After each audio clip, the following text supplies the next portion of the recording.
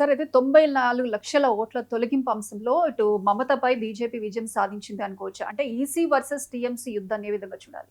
Yes అండి. ఇప్పుడు west బెంగాల్లో ఏప్రిల్ 23, ఏప్రిల్ 29 2 ఫేజెస్‌లో 294 అసెంబ్లీ సీట్లకి ఎన్నికలు జరగబోతున్నాయి. మమతా బెనర్జీ నాలుగవసారి చీఫ్ మినిస్టర్ అవ్వడానికి అక్కడ ట్రై చేస్తుంది. బీజేపీ కూడా ఎన్నో హోప్స్ పెట్టుకుంటుంది. ఎందుకంటే ఎట్టి పరిస్థితుల్లో టీఎంసీ మమతా బెనర్జీని ఓడించాలని డైరెక్ట్గా Amit Shah entire cabinet BJP NDA ప్రభుత్వమే అక్కడ ట్రై చేస్తుందన్నమాట. విపరీతమైన కాంపిటీషన్ ఉంది. కానీ ఇలాంటి దశలో కేవలం కొన్ని రోజుల్లో కొన్ని గంటల్లో ఎలక్షన్ జరగబోతుందనగా ఇక్కడ యుద్ధం అనేది అక్కడ ప్రధాన అధికార పక్షం టీఎంసీకి ఎలక్షన్ కమిషన్కి మొదలైంది.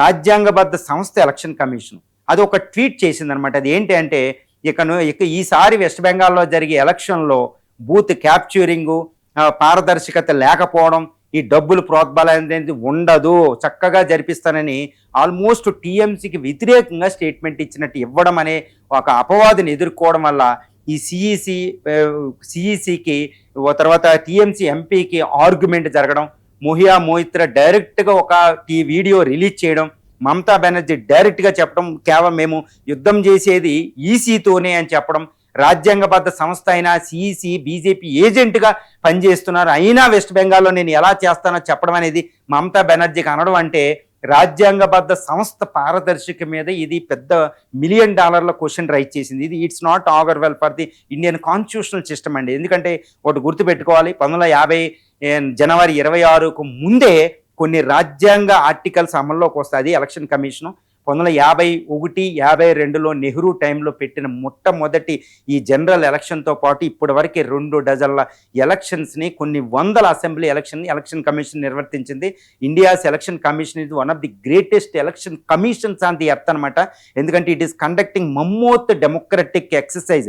ప్రతి ఎలక్షన్ ఒక వరల్డ్ రికార్డే. ఎందుకంటే 96 కోట్ల మంది ఓటర్లతో ఎలక్షన్ నిర్వహించడం అంటే it's not a simple thing and Jammu and Kashmir లాంటి టెర్రరిస్ట్ ఏరియాలో ఎలక్షన్స్ ఈవెన్ అమెరికా కూడా నిర్వహించలేదన్నమాట. అంతటి డెమోక్రటిక్ ఎలక్షన్సే హిమాలయాల నుంచి హిందూ మహాసముద్రం వరకే నిర్వహిస్తూ ఉంటుంది. ప్రపంచంలోనే ఆశ్చర్యగొలిపేది.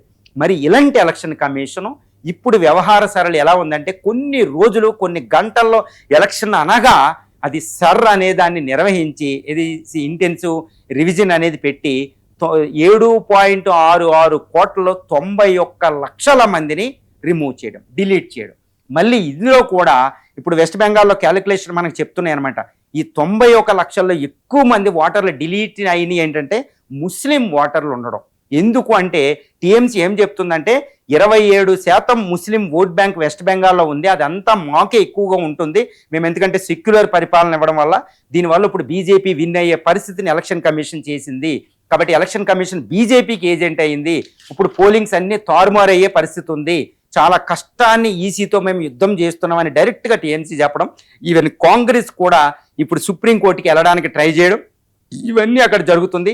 ఇక్కడ సువేందు అధికారి వెస్ట్ బెంగాల్లో ఏం చెప్తున్నారంటే ఇది అంతా బంగ్లాదేశ్ ఇన్ఫిల్ట్రేటర్స్, వీళ్ళని తీసుకొచ్చింది మమతా బెనర్జీ, వాళ్ళని రిమూవ్ చేసింది ఎలక్షన్ కమిషన్ అని ఆయన చెప్పడం ఎలక్షన్ కమిషన్ తరఫున ఆయన మాట్లాడినట్టు ఉంది. అంటే ఇక్కడ ఎలా ఉందంటే ఒక యుద్ధ వాతావరణం నెలకొల్పింది. 91 లక్షలు అంటే 7.66 కోట్ల మంది ఓటర్లు అక్టోబర్ 2025 ఉంటే 91 లక్షల మంది డిలీట్ అయిపోయారు. ముఖ్యంగా అక్కడ Malda district, Murshidabad district, Bangladesh borders ఉన్న 24 పరగనాస్ సౌత్, 24 పరగనాస్ నార్త్, ఈ జిల్లాల్లో పురూలియా డిస్టిక్లు ఎక్కువ మంది ఓటర్లు రిజెక్ట్ అయ్యారు. అక్కడ ఎక్కువగా ఓటు సీట్లు వచ్చేదంతా టీఎంసీకి వస్తుంది, 80% సీట్లు. కాబట్టి ఇప్పుడు బీజేపీ తరపున ఈసీ ఈ నిర్ణయం తీసుకుంది అనేది ఇక్కడ మనం తెలుస్తుంది. నాకు తెలిసినంత వరకు ఈ ఎలక్షన్ ఎలా జరిగిద్దో కూడా తెలియదు.